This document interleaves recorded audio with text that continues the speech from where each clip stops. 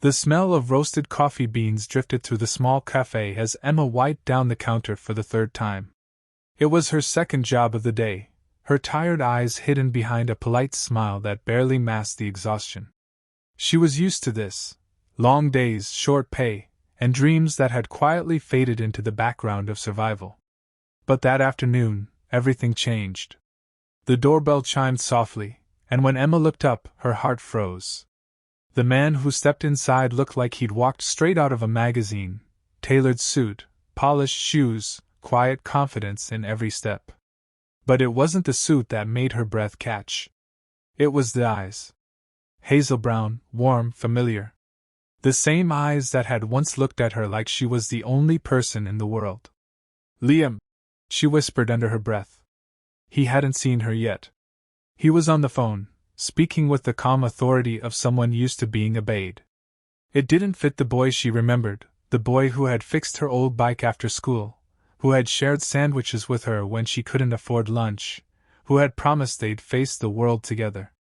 That boy had vanished years ago, leaving nothing but silence when he left for college abroad. Emma tried to focus on work, pretending her hands weren't shaking. She told herself it couldn't really be him. But when he walked up to the counter, their eyes met, and time itself seemed to pause. "Emma?" His voice was soft, almost disbelieving. "It's really you." She forced a smile. "Hi, Liam. It's been a while." 10 years, he said quietly. "But I'd know you anywhere." Their conversation began with small talk, safe, polite, detached. But beneath every word was an ocean of memories. He asked how she'd been, and she lied, saying life was fine. She didn't tell him she was barely keeping up with rent, that her mother's medical bills were drowning her. She didn't tell him that some nights she still thought about him, wondering if he'd ever thought about her too. When he left that day, he asked for her number. She hesitated, but something in his tone, something gentle, hopeful, made her give it. The next day, a car waited outside the cafe. The driver handed her an envelope. Inside was a note. "Lunch? Like old times."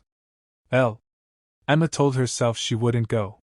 But curiosity and a heart she thought she'd buried long ago led her to the rooftop restaurant overlooking the city skyline. When she saw him there, waiting, she almost turned back. "I wanted to see you again," he said simply. "I owe you an explanation." He told her everything: how his scholarship had taken him abroad, how he had built a tech empire from scratch, and how he had searched for her for years. Her old number hadn't worked, and her family had moved. "I thought you were gone," he said, his voice cracking. "But I never stopped looking." Emma didn't know what to say. She dreamed of this moment once, but now it felt impossible. "You don't owe me anything, Liam," she said quietly. "We